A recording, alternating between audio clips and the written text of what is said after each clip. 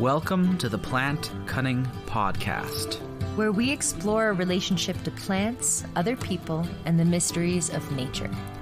Coming to you from the high Allegheny Plateau in central New York. We are your hosts, A.C. Stauble and Isaac Hill.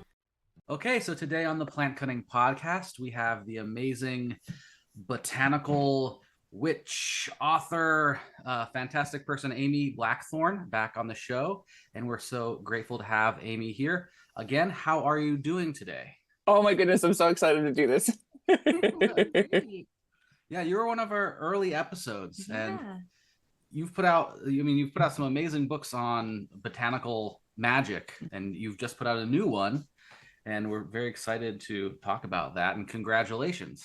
Oh my goodness, thank you so much. I have been interviewing like a marathon runner. Wow. So like I'm so excited to get back to people that I know and love. Yay. Yeah, it's been a few years since we got a chance to chat. So tell us a little bit about what you've been up to. Like how's life been, and like what are your days like these days? Oh my goodness. I am writing book 8. Didn't think I'd get to write book 2. So this is a dream come true. So I get to write during the mornings until about 2:00 in the afternoon. And the days that I'm not touring, it's into the gym because I've got to get my wiggles out or I cannot write. I've got to do the things. Yeah. Yeah. Yeah, it's a good to when you learn those things that like about how you operate and start operating in a better way, because I get me too, like I've got to go do a bunch of physical exercise and then I can concentrate on the mental stuff. Yes. I have my favorite fidget right here just to keep me company while I'm sitting still. Love it. Yeah, that's awesome. So we wanted to talk to you mostly about your latest book that has just come out, Sacred Plant Magic, Spells, Rites, and Rituals for Living in an Aromatic Life. So why this book, Amy? Oh my goodness. So when I first decided that I was going to write a book, I was approached by Judith Giles, who is my editor now, saying, "Hey, you've been writing for a million years. I love your voice. Why aren't you writing for us?" And I'm like, who is us? Who is that? And she's like, "Oh, I forgot to tell you, I'm working for Wiser now." Oh, cool. And she's like, I would love to hear if you're working on some things, if you've got some ideas, like hit me with it, because I'd love to start writing with you. I'd love to start working with you. And I elevator pitched her 5 books, and she says, "Ooh, send me that. And that was the proposal actually for Sacred Plant Magic.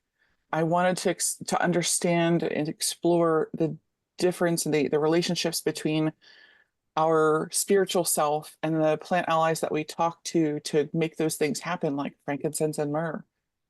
I wanted people to be able to take the feelings that they had when they experienced plant volatility and bring that into their spiritual practice in a way that's intentional. So they said, that's a great idea. We love that book. And we think there's a better audience for it if you write it from this vantage point first, and we'll work our way towards that. So this was always on the list. This was always I was hoping this was going to be the second book that I wrote, but Sacred Smoke just jumped right in the line. Oh, yeah. So after the success of Botanical Magic, so many people came to me. They're like, they were heartbroken. "Oh, I can't work with plants. I kill all the plants that I my love. There's no licensing bureau. I promise I've killed more plants than you." Like there is no one's gonna check. You can actually absolutely work with plants even if you didn't grow all of them yourself.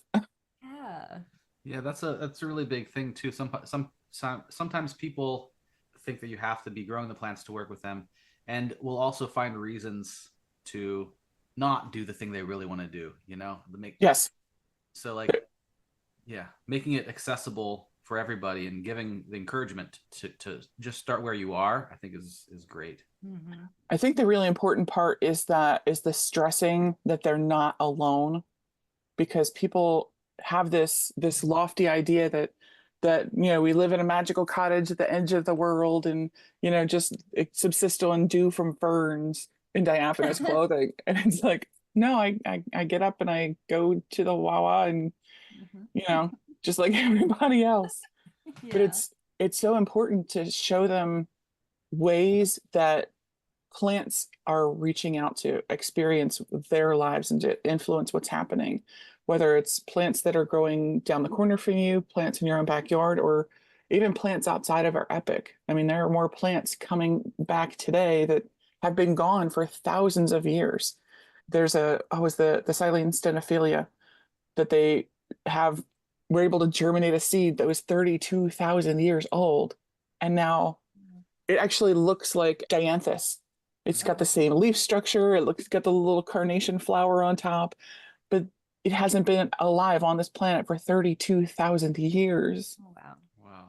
I can, you can send them to the Lowe's down the corner to find pine berries that haven't existed for, 10,000 years. Wow. Yeah. We're showing them how that can impact their lives today. Well, yeah, and also you come from a aromatherapy background, and like that's another way that people can work with plants without even having to work with living plants. I mean, dried plants as well. But there's something wonderful about the essential oils and the aromatics, and so I'm glad that's a part of the book as well. Mm-hmm. Yeah, I really view the essential oils of the plant as the soul of that plant, being able to live past the limits of that very real plant material. Mm-hmm. Yeah, yeah, and like when we look at alchemy, like the way they divvy things up, it's like that is the soul. That's the soul of the plant. Mm-hmm. Um, How did you learn about like aromatherapy and working with the plants in like the sense of the plants in that way? Did you have training or was it like self-taught? And It was a little bit of both. I started working with plants before I found magic. My small, very, it was the summer between second and third grade. We moved from Baltimore City to Baltimore County.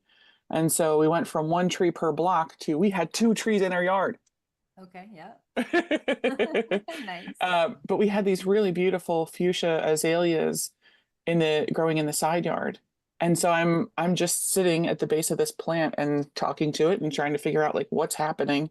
And I brushed a flower cup and the flower fell out and I thought I was going to get in trouble for breaking the flower. Uh-huh. And this little tiny seed was inside the flower cup and I'm going, "Oh my God. Seeds make flowers that make seeds." Like the secrets of the universe downloaded into my little brain. The circle of life. So plants have always been inherently magical in my understanding. Mm-hmm. So by the time I hit high school, I was going to a school for horticulture. I was working in a greenhouse after school and really getting my hands dirty. But my boss introduced me to aromatherapy. There was a farmers market sort of deal at the local co-op, and they sold essential oils. They still do. It's been 20 years, and I was absolutely entranced. Like I have the soul of this plant in my hand that I can carry around with me. That we can experience each other at the same time. So when I started working as a self-taught aromatherapist, for 10 years before I actually went and got training from a school, it was really incredible. Even just the things like the organic chemistry of fragrance just fascinated me. Yeah. So what is aromatherapy like and how does it differ or relate to herbalism, I guess? yeah, Like for just people for the who, basics, yeah, it's good to go over the Yeah. Yes, get everybody on the same footing. Exactly. So herbalism takes the whole plant or whichever pieces of the plant are working to the specific parts of the body, the specific systems that we're looking to influence. So if you have a sensitive tummy, you might have some ginger tea, you might chew ginger candies. But if you're working to uplift and strengthen your resolve, you might work with the essential oil of ginger. The aromatherapy is a biomechanical product of the brain saying, okay, we have this stimuli. This is the system that we're going to give a boost, to give some air to. So we're looking to cause change in accordance with our will, just like our magical practice. But this is done on a biochemical reaction in your brain that takes a matter of seconds, as opposed to the through the stomach route that your herbalism routes might take, where it could take a half an hour or to a couple of hours before that you start to see that effect. Yeah, it's like a more instantaneous effect. And like how long lasting is it after you like smell an essential oil? Like if it's instantaneous, does it like last for not as long, or like? Absolutely longer. It's not that when you are initially experiencing that scent, your brain's going to register and file it away as this is dangerous or this is not dangerous. You Mhm. have to go through the little Rolodex of memories in your brain to say, okay, when was the last time I experienced this? Not the first time, but the most recent one, so we can identify it. So you have to walk through the forest of memories before you can get to recognition. Oh, that's ginger. But what that means is that instantaneous effect, your brain has already filed it away as this is not a dangerous substance. So we go nose blind to something that we've discovered is not dangerous very quickly. But your brain is continuing to work on those chemicals that it experienced when it understood the volatility of that ginger. So it'll keep working on those materials, those processes for quite a while.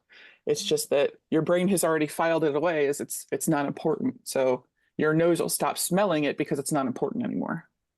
That's super interesting. Yeah, because yeah, sometimes you'll smell an essential oil and then it'll like, maybe in a diffuser it's like still going, but you no longer are sensitive to it. You're no longer smelling it, but it's still doing the work. Exactly. So your brain is busy typing away, but you're busy, off making dinner. Yeah.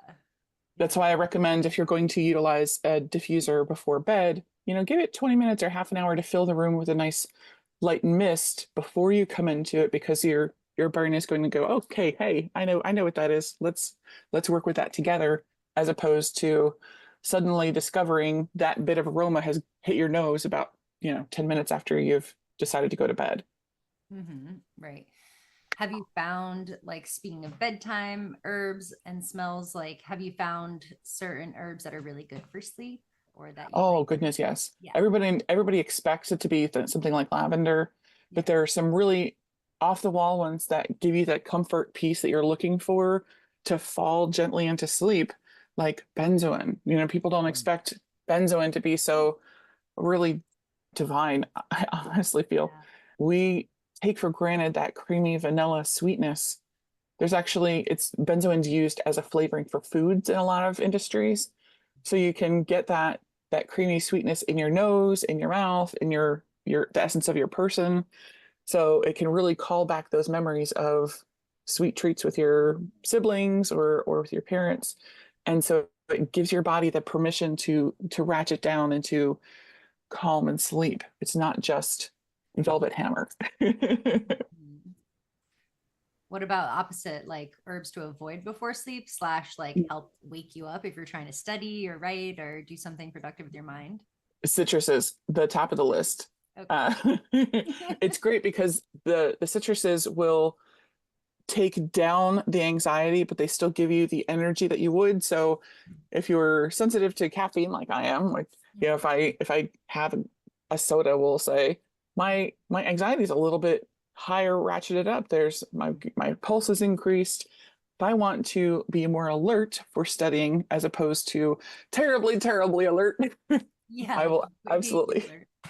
grab those citruses. Nice. If it's later in the evening and I'm studying, I'll grab lemon balm instead of say pink grapefruit Mhm. because that you have the sedating action of the lemon balm, but there's also the crispness in the middle of your sinuses from that lemon that'll say, okay, I've got some time, but I'm not going to be so amped up that I can't sleep later. Mhm. Yeah. And so I'm also wondering about because you talk about memory and how the essential oils are working on the memory and pinging off it to a certain degree too. But so everyone has these different associations with smells and so on, and different brain chemistries too. So do you find that the essential oils work very differently with different people, or are they working kind of the same for everybody? That's the thing. They're more across the board than even some medications because some of the medications differ the way on their actions between neurodivergent communities and neurotypical communities.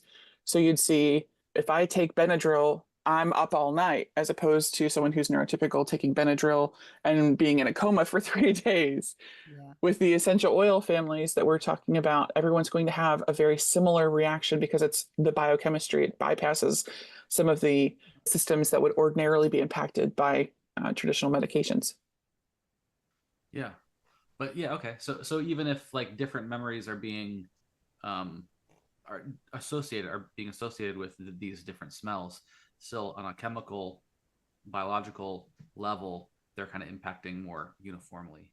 Absolutely. When we look at how people interact with certain fragrances, if I got kicked in the shin by a horse in an orange grove, and so I smell oranges and my shin hurts, that's a problem. You can smell oranges on a regular basis. You could still work in that orange grove. Mhm. So our specific experiences are going to impact how we react to that fragrance, especially if it's something as severe as an anaphylactic reaction. I can't even smell rose geranium because it smells too much like rose that my brain says, panic, what's happening? We need to be able to bring that response down so that way we can move forward with our pieces. The great thing about the way our memories work is if we're looking at that box, we've got a box filled with every single thing we've ever smelled. We're working from today all the way down to the last time we smelled that thing. Mm. We're not smelling something for the first time every time we encounter it. If I smell this benzoin, I'm not smelling the very first time we encountered each other. So good. I'm smelling 2 days ago when I reached for that same bottle. Yeah. So it's a fresh, bright memory in my brain, but this is not the first time. It's a copy of a copy of a copy of a copy of the first time I smelled that. So when we have a scent related trauma, we're not thrown back immediately all the way back to the beginning. We're remembering the last time we remembered that thing. Mhm. So it starts to smear those memories that are traumatic and gives them a little bit of a wash, makes them easier for us to hold on to as people who have to go to jobs and take care of children and go grocery shopping. Mhm. If every time we smelled it, it was as traumatic as the first time, we wouldn't be able to get anything done. But what that does is it allows victims of trauma to overwrite those memories with positive associations. So we can actually take the sting out of it, reprocess those traumatic pieces, and keep the plant association and the aromas for ourselves. Mm, Wow. yeah, and I'm also wondering, so why memory and smell are so closely linked? Because I remember when I first started waiting at a fine dining restaurant, the sommelier was like, "You have this wine, and you take it to the person, and he will remember the last time he was in Provence, and when he was 20 years old, or whatever. Like it would bring you back if you have that same wine, that same smell, the same aroma from the escargot or whatever. Like brings you back to that like." The really high times. Oh yeah. So why is this is smell so closely linked to memory? Is it because the smells are so unique? It's not just the unique portion though, that is a piece of the puzzle. Where's my piece of paper? Every day you get a new piece of paper. Every day, every time you smell a smell, we're going to write down what that smell is on the piece of paper. So the smell of the sheets when you wake up, the smell of your body wash when you get in the shower in the morning, the smell of your breakfast, the smell of your dog, everything you smell during the day gets written on the piece of paper. Mhm. And at the end of the day, you lay down and go to sleep, and that piece of paper goes into an office file box. Uh-huh. And you get a new piece of paper tomorrow. Everything you smell gets written on that piece of paper. So by the time we've made 4,000 days, we've got 4,000 sheets of paper in this office file box. So it would make no sense to go take every piece of paper out and start at day one to see if I smelled lavender on my first day being on this planet. Uh-huh. Right. True. What we do is we go back from the top of the piece of paper and we pull the papers out until we get to lavender's most recent piece. Yeah. But as we are reading the introductory smells that we have on our piece of paper for every day, looking for that lavender, your brain is automatically going through those memories because we're using the most advanced file system on the planet, the human brain. We have not yet figured out a computer that can outwit the human brain as far as storage capacity and the way that we store data. So it's not that we're looking at a text file, we're looking at image files. Uh-huh. So you can't just image search lavender. You have to go through and really figure out where those pieces are. So every time you smell a different smell, in order to figure out whether this is dangerous or not dangerous, you have to remember the last time you smelled it. Did it cause danger then? Because if you have lavender a month ago and then 2 weeks ago you had a lavender scone that made you sick, you're going to have a different physiological response this week than you did 2 months ago. Mm-hmm. So your brain is automatically going to figure out, is this a danger to me? Just the same way that many adults have the smell of an aroma, a liqueur that's going to make them sick because they overindulged when they were 22. Mm-hmm. Right. Your body is saying, okay, is this a danger to us or not? Because that's always going to be the first question. Every single smell, every single aroma, every single time, is this a danger to me? Yeah, I really feel like I would have liked gin as an adult, but I was that person as a teen, and yep. Now I can't really do that many gin drinks. Why it's smell that seems to be the key to the memories too. It has to be. It absolutely has to be. The way that our brains are wired, you have to be able to take the smell and remember if it's a danger to you or not. It's all about survival. It is just so important that our sensory mechanisms, the parts of your nose that actually receive those botanical smells, will replace themselves every 27 days. You get a whole new sinus cavity system because it's so important to make sure that what you're smelling is not a danger to you physically. That's not going to kill you. Cool. Yeah, the scents are amazing. Mm-hmm. How we the interact with this was a reality. It's like our filter, but also like it's amazing whenever you get into like looking into the scents and how they mediate experience. I mean, I absolutely love it. Yeah, they are experience in a certain way. So then I guess I'm curious about how you actually will utilize essential oils and the smells in a day-to-day. Like, how do you incorporate them into your life or your clients' lives? It's really the idea of connection. We're building and establishing connections between people, between aromatic botanicals, between the spirits of the plants and ourselves. So we're looking at ways to bridge those gaps, bridge those connections. When we take a walk to clear our head, you've got a problem really weighing on you, say, okay, I'm going to take a walk. I'm going to figure out, okay, where do I take this? Where do I go from here? You can walk out your front door and encounter plants that are reaching out to connect with you, to really delve into that issue that you're concerning. Mm-hmm. If I was in Baltimore City, I could look at dandelion growing up in the sidewalk in one corner of the yard. I could look at which trees are reaching out and could look at how those plants are encountered on a daily basis, even down to the weeds that are growing in the planters outside of businesses. We can take an armload of essential oils and cast them onto a sheet and you read them just like you would runes, stones, or tarot. We can take those next steps as connected as we want to be. I was walking around the outside of the building, around the outside of my house about 10 years ago. And as soon as I opened the door, there was a lobelia inflata right outside my front door. It's usually hundreds of yards away at the edge of the forest before I actually get one. And it was right in my front flower bed, okay, here we go. What's up?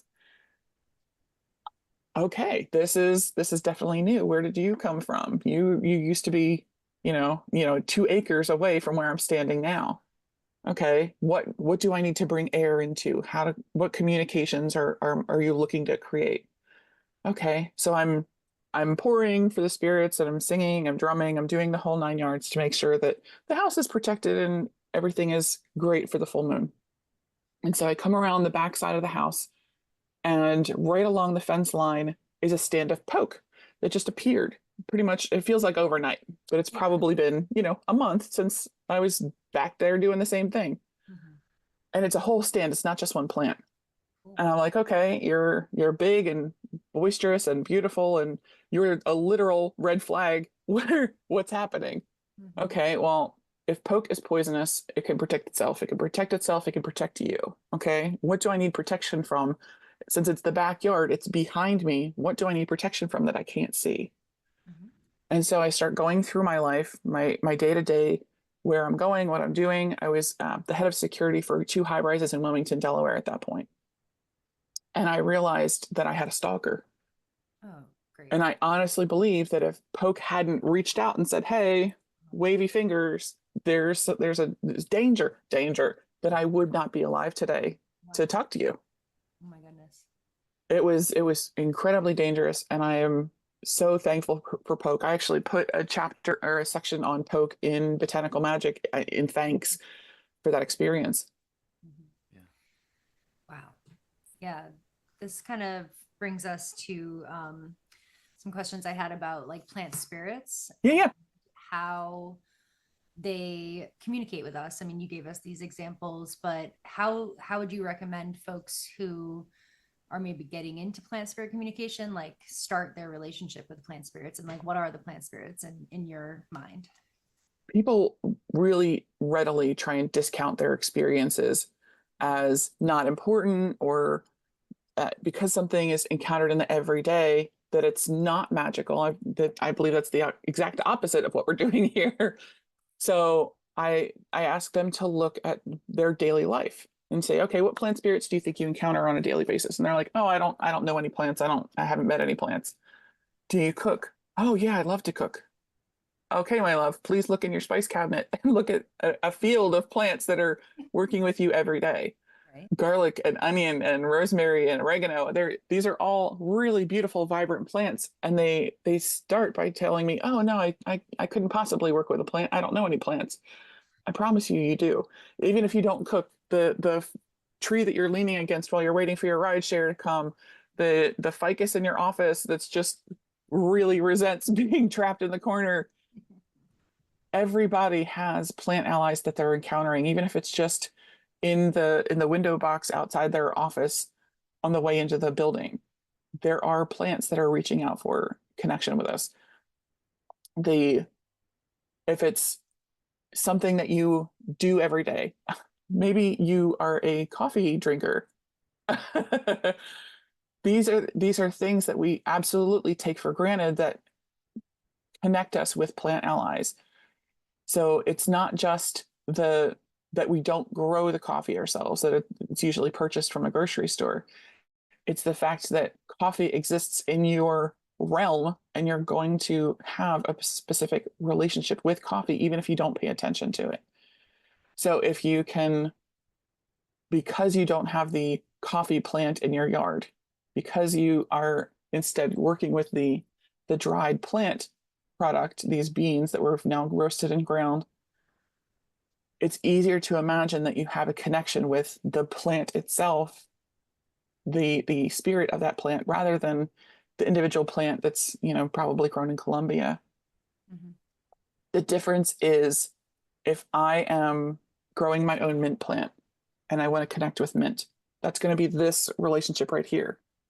But the plant spirit of mint is going to be more like the Pope than my Catholic neighbor.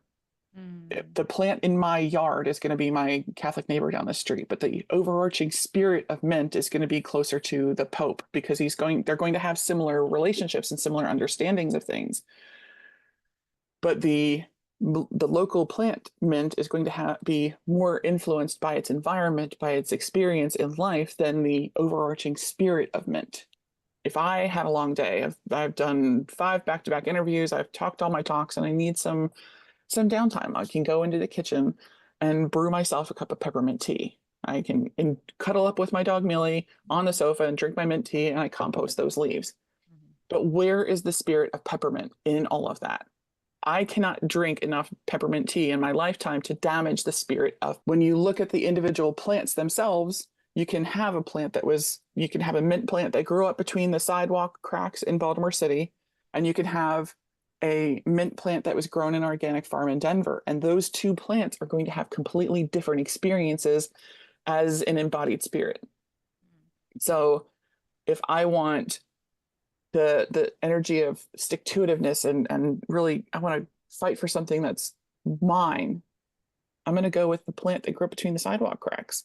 Mm-hmm. If I want this new and engaging experimental life-giving energy from mint, I'm going to go with the one that's grown in an organic farm in Denver. It's the same plant and it's going to have the same properties if you look in Blackthorn Botanical Magic, but they're two different individual plants. So they're going to give you two different energies. just like an oak growing in a swamp or that same organic farm in Denver. But there's still a plant spirit, or you call it a deva, Mhm. or like a larger entity that runs like the whole species or genus. So like I get with mint too, like there's so many so many species of mints, and they hybridize and so on. So where's the That's my favorite question. So I talk about it in chapter 5, plant spirit families. So in botanical magic, I had a lot of people come to me and say, hey, how do I work with a plant that's not in any magical text? Mhm. How am I going to know what to do? How do I know what magic it has? If I don't have Scott Cunningham or Amy Blackthorn to say, hey, this is the definitive use of this plant, you're going to look at the plant spirit families. You're going to look at the genus and the family. You can even go down to the species if you want. But when you're taking those pieces apart, if something is in the mint family is going to have generally these number of magical associations. So if it's something in the mint family, even if it's something that's you've never seen in sacred plant magic before, this is how to develop relationships with those plants. So we're not only just speaking the language of the plants, we're talking to the godfather on the day of his daughter's wedding. Like, help me out here. If I'm allergic to rose, I can go to someone else in the rose family to work that magic. I can go and grab some apples. Yeah. The rose family is such an important, horticulturally speaking, this whole family is absolutely agriculturally important. So reach for someone else in that family that you have the ability to reach out and connect to. The whole family is going to have this certain set of magical associations. You're not limited to just one plant. You're not limited to just, okay, only roses work for love spells. No, that's not a thing. The whole family can work with you on that. So if you can figure out what the flower shape is, what the leaves look like, you can even go out into the doctrine of signatures. Say, hey, what is the shape of this flower? What's the leaf look like? To try and figure out what those magical associations are, even if you don't know the name of the plant, even if you don't know who they're related to, you can absolutely take the next step and go to the head of that family and say, okay, mint family, I need your help. This is what we're doing and this is why. But absolutely you can reach out to the deva, the head of that family and say, let's make a deal. That's cool. I think this is the best way for people to learn plants in the first place is by family. Yes. There's a really good book. I forget the name of that book right now, but it's the best book because you learn it by the family, by the rose family, the mint family, the legume. Bonnie in a day. Bonnie in a day. Bonnie every day. No, Bonnie in a day. Yeah, that's. I think that's just the best way to learn for people who are just getting into plants and seem overwhelmed. And then, but you're right. Like there's similarities and commonalities in every family. Like the rose family often has a sweet smell to the flower and a reddish kind of berry, and often has spines. Maybe some thorns, and like hawthorn and apple doesn't have spines. No, hawthorn, yeah. And blackthorn. Yeah, and blackthorn. So there's these similarities, but also I found being in the U.S. and like a lot of the lore is from Europe. Yeah, it's like, you know, what is sassafras good for, but the energetics are good too, and like what they do in the body as well, like is good for finding out what they can do spiritually and magically. Yeah, because plants like eucalyptus aren't in most magical texts because most magical texts come from Europe and they didn't have eucalyptus for a very, very long time. But now we have 420 accepted species in aromatherapy alone of eucalyptus. Wow. What? Oh yeah, 420. Wow. That's amazing. And then there are things like black walnut. Like black walnut, you know, there's English walnut from you can see what that does, and black walnut's a little different, but it's used to get rid of parasites, and so, you know, it kind of can poison other plants around it. So like you can see from that it might be a good protective. It's definitely a good protection plant. Yeah. So Osage oranges. Osage makes a great fence, a good barrier. So guess what? It's going to help with protection magic. It's going to help with enforcing boundaries.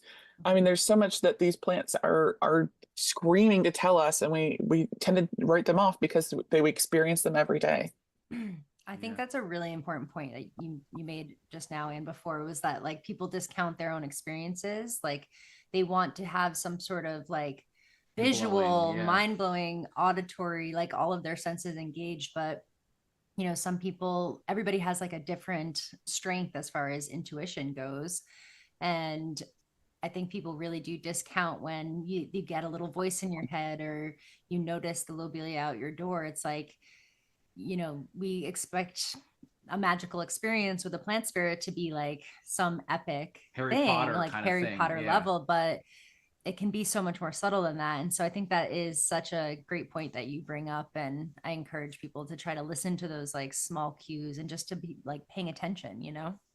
One of the great experiments for learning to listen is I instruct readers of Sacred Plant Magic how to make a plant elixir, where we're talking about the energetic use of that plant, the energetic relationship with that plant, because it revolves around the ability to stop and listen. So if I find a black pansy growing in my yard and I sit down with that plant and I ask, can I take some of your flowers for an elixir? I would like to work with your energy. And they say no. Well, then, yeah, don't do that. Yeah. But listening for that yes is great, because it gives you the opportunity to really connect with your inner senses, yourself, the hair on your arms, everything that could or could not be giving you that signal. Mhm. And I tell them, like, look, if you've approached a stand of sunflowers and every one of those sunflowers says, no, man, don't do it, Mhm. there's probably a reason. And it's not that you stink. It's probably the fact that there's something in the groundwater. There could be they could have been sprayed with a chemical. If each of those flowers is saying, danger, Will Robinson, do not enter, there's going to be a reason.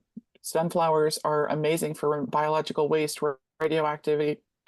There's probably definitely a reason for that plant to say, don't do it. Mhm. Yeah. And Yeah. listening for that answer is the most important skill that I can give them. Yeah.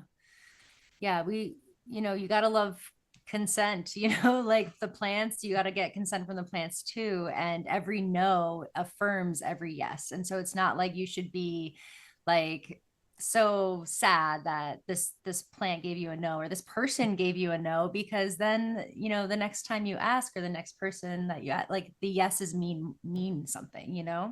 And it's really important that you say that, because if the person doesn't get an answer, guess what? It's still a no, just like consent between humans. Yeah. When we talk about magic, we have a lot of people who gravitate to the word use. And I feel like that's a very colonialist taker culture mindset, For sure. that you're and that you're entitled to work with this plant material just because you have, 2 legs and 2 hands and a pair of scissors. That's not how consent works. So if you don't get an answer, it's a no. Yeah. Yeah. And I also like that exercise, because it's developing that capacity to pay attention and to listen, because I think that is really one of the fundamental skills that you need to develop. Yeah. In magical and spiritual work, is paying attention and listening. Because you can't. If you don't even know like what thoughts are happening in your mind, and like differentiating between what thoughts could be from an external source or what can be from where are they coming from, if you can't pay attention to the feelings that you get when you're with a plant, then it's just a lot of stuff's just gonna go over your head. The information is there, but you're not paying attention to it, so you're not getting the message. One of the exercises in here is to build your inner landscape so that you can meet the plant spirit on a spiritual level. And so we're figuring out, what does your video game start screen look like? Are you in your college dorm? Are you in your bedroom? Are you in an open field that just feels comfortable and safe? Once you are the god of this arena, so you can paint the wallpaper, you can create the ceiling, everything is yours to command. So you've got to feel like this is your safe place. But this is a place where you can journey from with your spirit guides to meet the spirit of time, or eucalyptus, or patchouli, on an even footing, saying, okay, like, if there's a plant out here who would like to work with me, can you make yourself known? Because when we stop and take a look at how we are interacting with those plants by building that inner landscape, it gives you the opportunity to really delve deeper within your own self to see how those plants are affecting you. So if you are walking through a forest in your mind, you've gone on a weed walk, you're going to figure out what plants are talking to you. how do you know between the difference between a projection and a true seeing? Oh, if you were a fairy princess in the 1700s and you died tragically and young and beautiful and everything was great and everything was like, that's a projection. We know that that's a projection. But if you were going on that same weed walk and there's a little border fence of blackberry brambles to keep you on the path, that's a detail that I wouldn't have expected. So that element of surprise is the most valuable thing you can learn when it's coming to discernment. Yeah. Mm-hmm. Yeah, that learning the difference between projection and like real communication is very important. Yeah. One of our mentors and friends, Kate Gilday of Woodland Essence, talks about the ping thud method of just like the feeling sensation in your body of like, this is a ping, like this is making me feel uplifted, it's making me feel light, like that might be your yes. And then the thud is like, oh, like it's getting heavy, my heart feels heavy or my gut feels tense. So I think about that when I'm trying to get like a yes or no answer from a plant. My friend feels it in her shoulders, like a yes is the high and right, and the no and the low and left. But I hear sounds and smell smells at the same time. So I will get like a high pitched ding for yes. The ping is very audible. It's not just in my body, Cool. but I'll smell like a citruses like lime or a yes and something grounded and like vetiver for a no. That's so cool. Yeah, and how long did it take you for you to recognize that those are your yeses and nos? Probably a couple years. When it started, I didn't have the scent vocabulary to really understand that that's what was happening.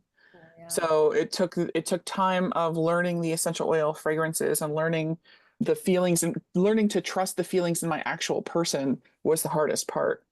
Was because as femme presenting people, we're taught like our body is not our own, and it's very problematic to deal with those feelings in your body in the first place.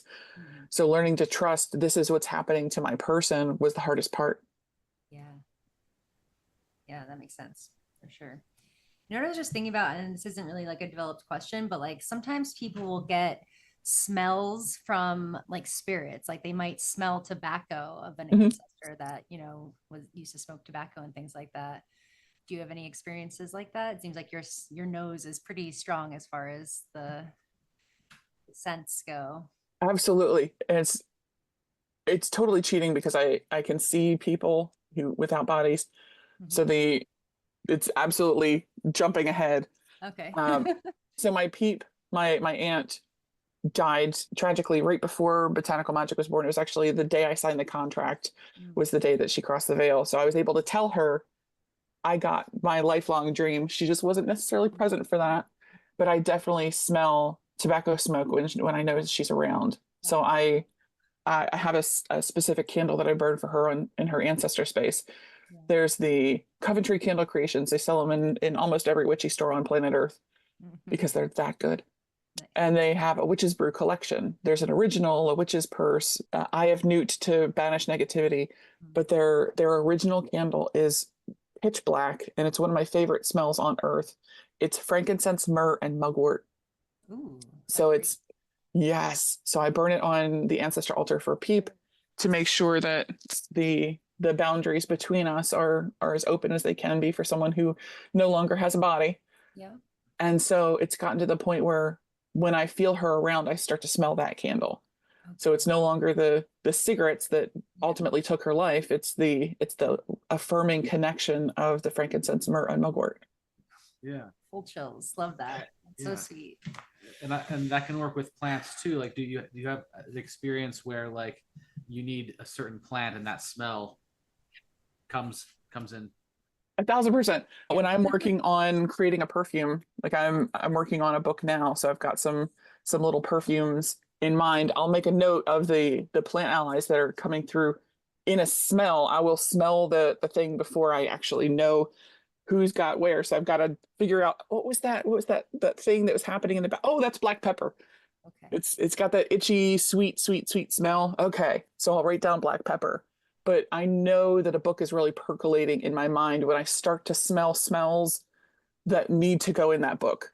So my brain starts to smell a perfume in my brain before I can smell it with my nose. I've got to figure out just what the right plants are. So I had one the other day when I was pumping gas. It's benzoin, black pepper, vanilla, and lavender. Sounds great. Oh, so it's fabulous because then I can take the pieces and I could say benzoin, okay, here's the magic for benzoin, here's the magic for black pepper, and then figure out what the perfume is supposed to be for so I can put it into the next book that I'm working on.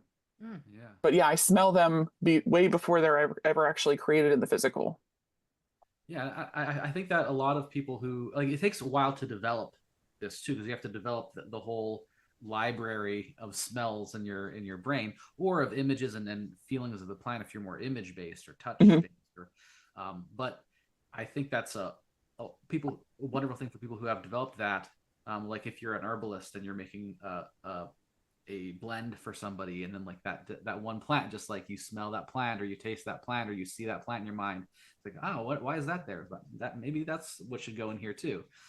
Absolutely. Amulet. Yeah. When I meet with clients and they're experiencing either a magical malady or a physical, I will smell plants or I will get images in my mind of which plant before we've even started talking about the problem. So it's like, okay, it's like a plant medium. The plants are already here going, hey, I need to be in here. And this is my appointment.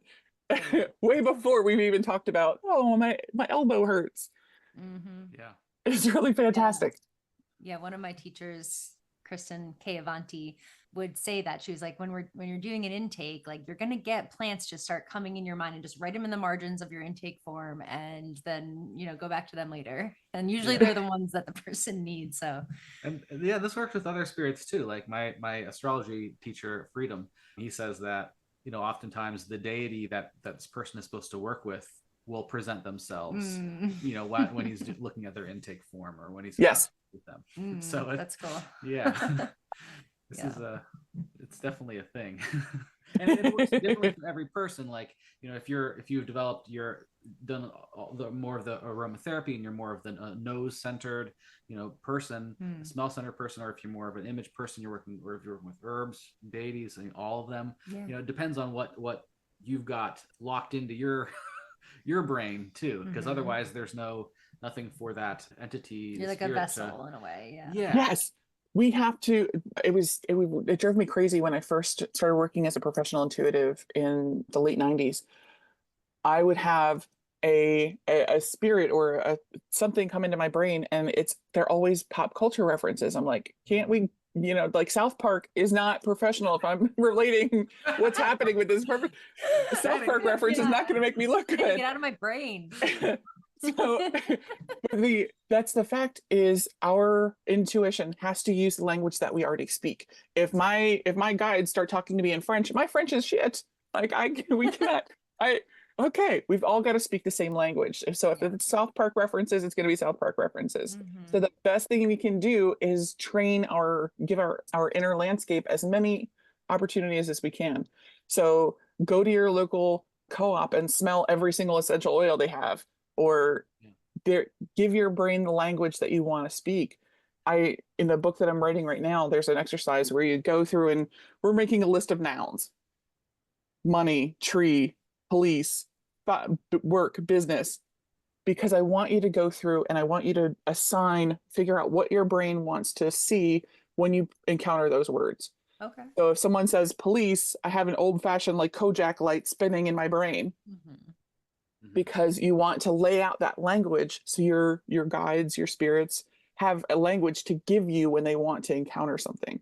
If you get a reference that you don't understand, there's nothing to do with it. I was teaching an intuition class, and we were all paired off. We were talking about travel. Just in the next 6 months, are you going to travel anywhere? And so I'm working with my partner. Everyone's writing along, trying to figure out what their sensations in their body are. And I say, you're going right here. And I see a brown and white SUV sign. And if I just stopped there, then the person would have no context for my language. Yeah. It took a second. And then I realized there was a picture of my friend Lacey, who lives in Michigan. They used the hand as a map in Michigan. So right here, There's a Okay. state park. So I get the little Jeep symbol going up because there's a state park right here. It turns out that my partner, her father has a cabin in this part of Michigan, and she was That's going there for insane. Thanksgiving. That's really, really on point. Yeah, that's great. So just from a Wow. little pinch in my finger, we got, oh, you're going to your father's for Thanksgiving. That's Yeah. insane. That's so cool. It I also love shows it. that this it's been also a lot of development of your intuitive process your skills, their skills really, you know, and learning, building your own language, and then learning how to read your language. And you know, it takes a long time. And I think some people, when they might hear you say that, they're like, how, I feel overwhelmed to a certain degree, like how will I ever get to that point, you know. And not everybody is has this very strong psychic capabilities, but everybody does have intuition and can develop it. You know, intuition is definitely a skill that can be developed. For sure. It takes a long time. It does. It's dedicated practice, just like any other skill. Yeah. We can be born speaking, you know, the language of music. Mozart was composing incredibly young. It's not that we don't have the language ability to do that. We just have to figure out how to get that language out. You can watch babies figuring it out, but they don't have the language yet to speak and form those ideas for themselves. So when we learn the language of our intuition, we're learning it just the way we learned the language that we speak first. We have to give pictures and we have to give those associations, just like we're learning to read. Ball is a picture of a ball. Cat is a picture of a cat. We're giving it those associations because language is all made up. Yeah. Yeah. Right, but it also very real in a certain way, you know. Yes. Oh yeah. Made up does not mean that it's not real. It just Right. means that it was dreamed up in someone's head, and we have the ability to change the way we view language. If it's giving the spirits a language to speak, that's perfect. Yeah, and this, I mean, I'm always thinking about astrology these days. Something like astrology is also a language, you Yes. know? Like it's and when you learn the planets and the signs and how they interact, you're building that language inside them. You can use as a divination, as a language for speaking with the gods, you know. And it's the same thing with plants. You build up these relationships with the plants. You can't just like go to. I think if you can get overwhelmed easily if you're smelling every essential oil and they're all muddled, you know, it's not going to be as useful as if you like build a relationship with one at a time and like kind of get it really strong. But it, you know, you then you have that language, and then you have that relationship too. Like when you actually develop a relationship with a plant, you could be somewhere where you have no tea, no essential oil, no tincture, nothing, but then you just call on the spirit of the plant and it's like you're a homie. It's like they're there to like help you through a situation. And yeah, that's a beautiful thing to be able to like get that deep with a plant spirit. Absolutely, because those plants still exist even after the physical body of that plant no longer exists. There are still people who remember that it exists. There's still pictures of it having existed. So those plants are coming back into our realm right now. In 2020, we found I wasn't there, a plant was found that it hadn't existed on this plane for a few thousand years, that was so popular that it was eaten out of existence. The very last plant that they found was given to Nero on a plate saying, hey, Emperor, here you go, knock yourself out. But it was so important that it was on money, that it was in marketplaces, that made sex better, that made food taste incredible, that was an abortifacient, that like there's so many pieces to this puzzle, and it's out there reaching out for us. So in 2020, a silphium plant was found 150 miles from the last place this plant was seen 2,000 years ago. Silphium, yeah. Yeah, and we have this New World plant that has a genus called Silphium, which isn't the same, like cup plant and prairie dock, which is really, I love that genus too. But this is like it's really into Angelica, right? It's in that Angelica area. That's an amazing story. I want to grow that plant now. Yeah. Maybe in the greenhouse. Yeah. But yeah, that's so cool. It's really cool. And they're coming back. We've got all these new old plants. New old plants.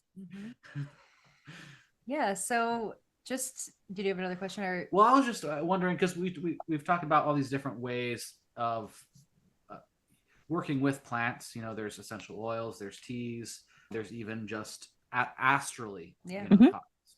you know, working with them. What do you? It seems as though every person also maybe has a different direction and like different senses developed and so on. But what it seems to me like your favorite is probably essential oils. But what do you like? Is that what you encourage people to work with first, or what's the best way to connect with the plant spirit? Just any of them? I always tell people to reach for this plant spirits that they encounter most frequently. So if they're cooking, it's going to be garlic. If they're gardening, it might be something in the landscaping like a viburnum. The plants that are reaching out for you, the plants that you're drawn to, whether that's I'm obsessed with wearing frankincense perfumes right now, or I need to have foods that are rosemary based. Our bodies are giving us just as much information as their plants' bodies are. So if you're obsessed with benzoin in a perfume, please look at the magical applications of benzoin and see what it can do for you magically. I had a plant that I was obsessed with when I worked at this one greenhouse. And I said, if I ever get a place, I'm definitely gonna buy that and I'm gonna have it. And so when I was able to buy a home, I went looking in garden centers for this specific plant and I couldn't find that cultivar. I'm like, okay, we're gonna figure it out. And I was drawn by my nose. It was in flower. And I said, okay, I'm gonna buy this. The problem was my landscaper brain and my witch brain were on two different. One was the cultivar, one was the Latin binomial, and one was the common name. So I didn't connect the dots that these two plants are the same plant. It just happened to be devil's shoestring. okay. So I'm like, yes, the protection of my property is tied to a devil's shoestring. Amazing. Amazing. Oh, I love So that story. always pay attention to the things that are really important to you, not just because it's a want and it's a drive, but your body is telling you what you need. So please listen to that. Mhm. Yeah, see, I get obsessed with certain plants. And Plant hyperfocus is a thing. exactly, that's what I've got. That definitely have that. But recently it was willow leaved sunflower. Ooh, It's a really beautiful plant, and I met it just in person last They're week. really tiny little yellow flowers. Well, but it's a big plant. They're like 8 feet tall. 8 feet, 10 feet tall, but the leaves are really cool. They're like very thin, like they look like a willow. And when they grow, they're fun. But recurringly, it's been blueberry. You know, like now I'm up to 50 blueberry plants, and we have the room for it. So I'm like, I get obsessed with it. But you know, and for a while, I was like, you know, this is not good to be just like this obsessive. But this year, I'm just like, this is what's supposed to be happening. You know? Yes, And absolutely. I have these beautiful blueberries for my brain, and it helps your brain, right? Helps everyone else's brain. Yeah, who doesn't like a blueberry? You know? Everybody loves sad people. Yeah.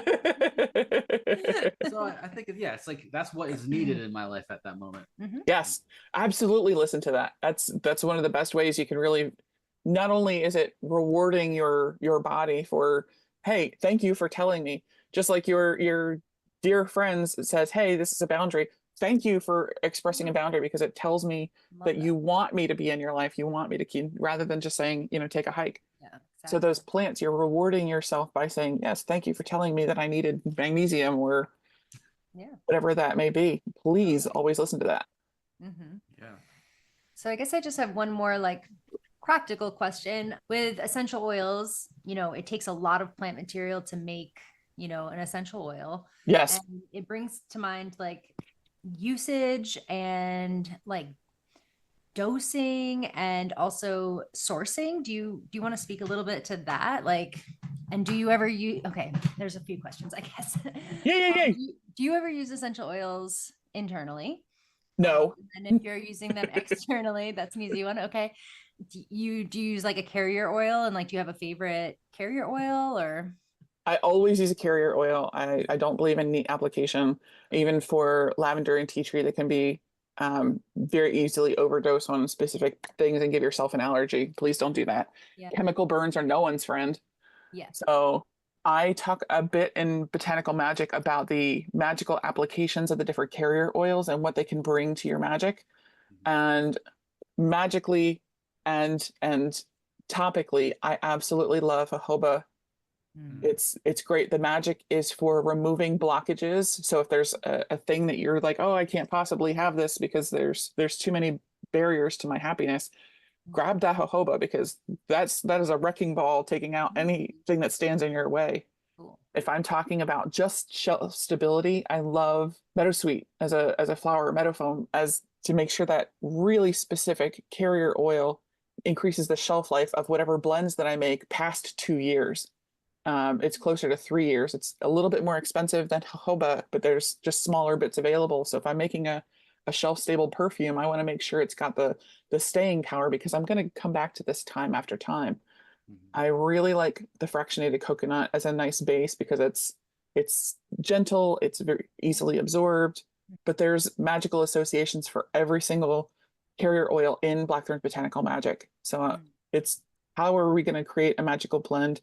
What are my applications? Am I going to carry it around in my pocket in a little nasal inhaler tube, or am I creating a perfumed lotion that I can apply at work to keep the resident busybody away? There's always going to be a really well developed and well reasoned choice for whatever I pick. But it's important to me as a neurodivergent person to make sure that I always explain why I picked that thing.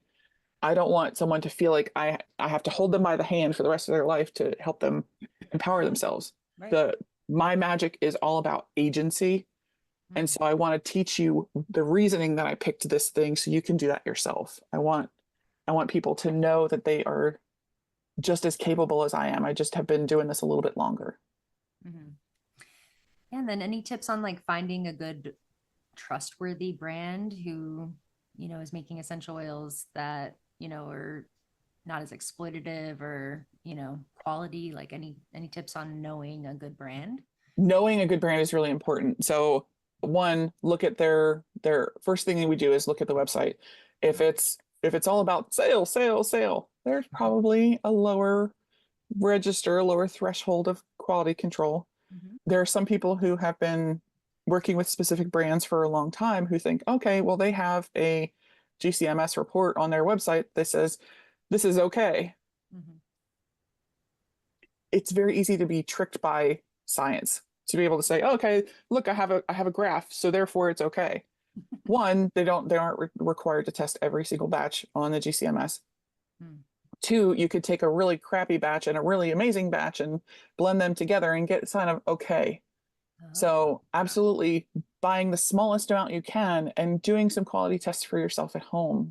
Things like I keep a watercolor journal in my office to try new brands with. I draw a little square, put a drop of that material into the square, and I'll come back in 24 hours. I want to see if there's if the aroma is still lingering. If it's an orange essential oil 24 hours later, it's probably adulterated. I want to, you'll see a very light whiff of a top note that's left, but it's a big orange smear, it's probably been dyed.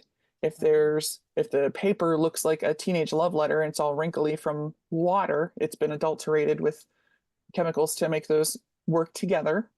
If it looks like the bottom of a French fry bag, it's been adulterated with oil. Wow. So just buying the smallest amounts you can from a couple different oils in that company will give you a very wide variety of information. Wow, I love that test. That's such a good idea. Thank you. Absolutely. I tested some lemongrass from a very popular brand because I was working on the lemongrass and I ran out. And so I placed my dot, and the paper, it came back the next day and it's still bright lime green. Like, why are you dyeing your essential oils? Yeah. Why is that even a thing? Right. Huh.